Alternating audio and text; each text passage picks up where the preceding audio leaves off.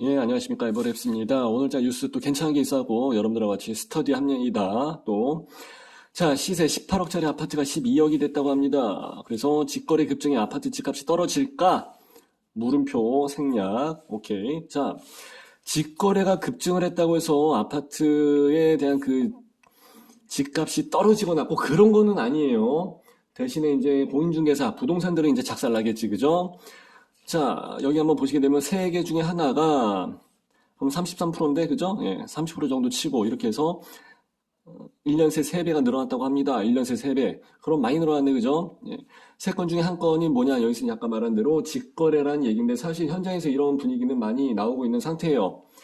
예, 부동산 중개소를 꼭 통해서 아파트 거래를 해야 되는 것이 무슨 법률적인 그런 게 있는 것도 아니고, 예, 그렇기 때문에 직거래를 많이 하는 게 이제 좀 더 앞으로 시대의 흐름상 보시게 되면 아마 늘어나게 될 가능성은 점점 더 많고, 아마 내년에도 이런 뉴스는 여러분들이 접하시게 될 것 같습니다.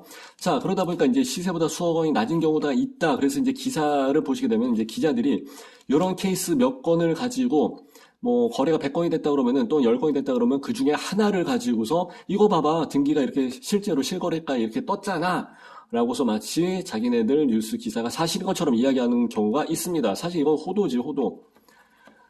진실이 아닌 건 아니지만은 진실에 대한 전체가 아니라 굉장히 일면을 가지고 얘기하는 거기 때문에 사실상 이것이 현장의 이야기라고 해서 보기는 어렵죠. 근데 이 사람들은 현장의 이야기인 것처럼 이야기하면서 부동산 시세를 좀 많이 다운시키게 되는 그런 호가 이야기를 하기도 하고 또는 부동산 거래에서 약간의 왜곡 현상을 가져오기도 합니다. 자, 복비를 줄이거나 가족 간 거래로 해서 이제 증여, 절세로 해서 이제 절세 목적으로 해서 하는 경우가 거의 대부분이죠. 자, 복비를 줄이거나 복비가 사실 아파트 가격이 높아지다 보니까 복비가 부담스럽긴 하긴 합니다. 예, 뭐 몇백만 원씩 나가고 하니까 500만 원, 600만 원 나가는 경우도 많고 반포 같은 데서 그런 경우가 있기 때문에 조금은 난해한 경우가 있고 좀 아쉬워서 예, 그런 경우도 있어요. 아쉽지. 부동산에서 뭐 저도 이제 강의를 하고 있는 사람이지만은 부동산에서 중간에 그냥 전화 몇 통 해갖고 거래가 이루어져서 몇백만 원 쉽게 번다라고 생각하시는 분들이 계시는데 그건 아니죠. 이런 분들은 나중에 부동산 아닌 직거래를 통해서 한번 된통 물려봐야 예. 아, 부동산이 먹고 사는 데는 다 이유가 있구나. 예, 남이 먹고 사는 게 이게 쉬운 게 아닙니다. 전화 몇 통해서 한다고 다 끝나는 게 아니에요. 약은 약사에게 부동산은 부동산 중개소에게 라는 얘기가 있잖아요. 그죠? 지금 전세 사기 같은 케이스도 지금 심해가지고 문제인데 아무래도 예, 남 먹고 사는 게 쉬워 보인다 할지라도 예, 편하게 생각하시는 것보다는 부동산 쪽을 통해서 좀 안전하게 거래를 하시는 게 아마 훨씬 더 좋은 물건을 거래를 하게 될 가능성도 많고 안전하게 거래를 할 수 있는 경우의 수가 좀 높아지죠. 자, DMC 레미안 2편 세상 예, 서대문구 북자가동에 있는 게 지금 2달 전보다 4억 원이 낮은 6억 9천에 팔렸다. 그러면 그때는 7억, 4억, 한 11억 정도 갔다는 얘기네. 그죠? 예. 자, 그래서 보니까 가족 간 증여성 직거래로 확인이 됐다라고 합니다. 그래서 실제로 집값이 급락한 줄 알았는데 이 가격이라면 좀 그래도 괜찮지 않을까 해서 이제 집 좀 예, 쫓겨나게 생겨서 좀 알아보고 있는데 사실상 가서 보면은 안 된다는 거죠. 그래서 맨날 이런 뉴스가 나오긴 하지만은 막상 가서 보면 내 집은 없어. 예, 금액이 폭락했네 어쩌네 하지만 내 집은 없어라는 그 우스갯소리가 나오는 게 바로 이런 케이스예요. 자, 아파트 직거래가 급증세다. 이거는 뭐 시대 흐름이 그렇다 보니까 어쩔 수 없을 것 같고, 세 건 중에 한 건 세 건 중에 한 건으로 나와 있고, 예.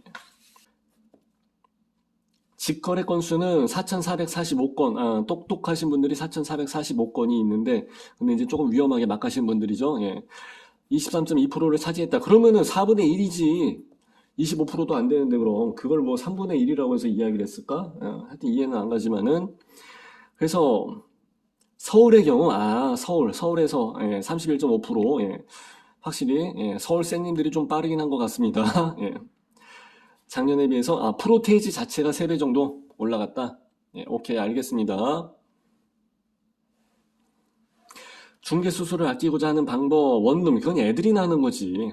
아파트 같은 경우는 사이즈가 크기 때문에 이걸 직거래로 한다는 경우는 사실 쉽지는 않아요. 그리고 원체 물건들이 여러 가지가 많기 때문에 봐야 됩니다. 그거는 직접. 자, 108짜리가 12억 3천에서 직거래가 됐다. 그래서 지난해 18억보다는 훨씬 더 싸다. 그리고 이제 답심리동 힐스테이트 저도 이제 여기 한번 알아봤었는데 이렇게 해서 많이 빠졌다. 예. 직거래가 시장에 혼선을 주고 있다라고 해서 이야기를 하는데 이걸 가지고 기자들 지네가 그렇게 써놓고서 지네가 이걸 가지고 또 시장을 왜곡하고 호도한다고 그러고 있어. 그죠? 매도와 매수의 간격 차이가 점점 벌려져서 거래가 좀 어렵다. 예, 맞아요. 이거는 분양권 시장에서 돌아갔을 때도 이런 경우가 많이 일어납니다. K그래프라고 해서 이야기하는데 누구는 막 시세를 끌어올리는 거야. 왜? 지가 샀거든. 그런 다음에 시세를 막 끌어올려갖고 호가를 세게 부른 다음에 팔고 넘기려고. 그래서 단타 치고 빠지려고 하시는 분들이 계시고, 또는 일부에서는, 더 싼 것도 있던데 해서 이제 실제로, 싸게 거래가 되고, 사정이 있다 보면은 싸게 팔 수도 있잖아. 그죠? 사람의 그 주머니 사정 각자 다 다르니까. 그러다 보니까, 어느 정도 수렴을 해가면서 조금 이제 평균화되면서 가야 되는데, 양쪽의 힘겨루기, 상방에 대한 압박과 하방에 대한 압박, 그리고 이제 거의 다 입싸움이죠. 입씨름을 하다 보니까 순간적으로 이렇게 그래프가 두 가지로 해서 시세가 찢어지는 경우가 있습니다. 찢어져. 그래서 이제 K그래프라고 해서 제가 이야기하고 다니고 하는데 아무도 안 쓰죠. 자, 이렇게 해서 가는 경우가 있다 보니까 어디에선 얼마라고 하는데 어디에선 이 가격이라고 하니까 이제 서로 싸우고 이제 그런 경우가 있어요. 그럼 안 사면 돼. 그럼 거기 가서 사면 되고. 근데 구해지나 안 구해진다고 사실. 이 경우는 사실 일부 한두 가지 케이스고 거의 다 이쪽으로 해서 수렴이 되는 경우가 많아요. 아까 제가 이제 요 전편해 가지고 이야기했었습니다만 하방 경직성 그리고 상방에 대한 그 상승 압박에 대한 탄성이 크기 때문에 요렇게 해서 수렴이 될 가능성이 많아요. 자, 그렇게 해서 보시면 될 것 같고 3억 원 또는 30% 정도 시가보다 싸게 해서 하게 되면은 우리 그 세금 쪽에서는 징역세로 해서 때려버린다고 합니다. 예. 죽음과 세금은 피할 수가 없다고 하는 유명한 얘기가 있죠. 절세는 가능해도 피할 수는 없습니다. 예. 그래서 리스크 회피라든지 뭐 여러 가지는 있습니다만은 요거까지는 이렇게 무리하게 욕심을 부리시게 되면은 나중에 다시 면담을 하시게 되는 경우가 생겨요. 일단 국세청이든 어디든 국가기관에서 문자가 왔다든지 우편물이 왔다 그러면은 좋은 얘기는 없어요. 항상 좋은 얘기는 없어. 자, 이렇게 해서 어느 정도 형 결국은 이제 이렇게 해서 이제 시세 조사를 좀 해갖고 증여세 그러니까 탈루지 이런 거에 대한 부분은 좀 따로 조사를 할 포석을 깔아놓고 자료 수집, 정보 수집으로 해서 이제 이어질 것 같아요. 그래서 항상 어쨌든 간에 이제 정리를 하다 보면은 직거래 급증이 집값을 떨어뜨리는 이제 호가에 대한 거 영향은 좀 있긴 있습니다만은 이것 때문에 집값이 떨어지는 건 아니고 실질적으로 이 금액에 팔 사람들이 미쳤다고 이 금액에 팔지는 않으니까 가끔씩 이제 부동산에서 후려쳤을 때 호구가 걸리는 경우는 있어요. 자, 직거래가 늘어나고 있다는 거, 그거까지만 해서 오늘 뉴스를 정리를 하면은 될 것 같습니다. 자, 이렇게 해서 또 좋아요, 구독, 알람, 굽신굽신하면서 요청을 드리면서 마무리합니다. 감사합니다.